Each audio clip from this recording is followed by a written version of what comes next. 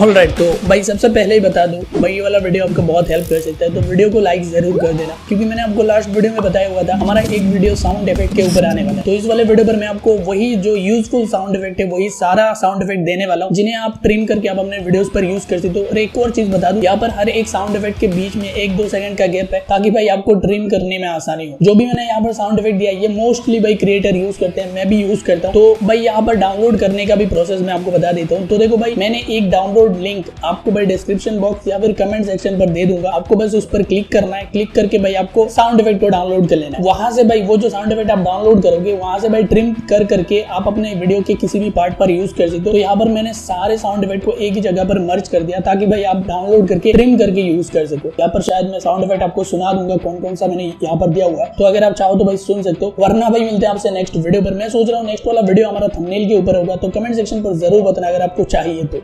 मिलते हैं भाई आपसे अगले वीडियो में।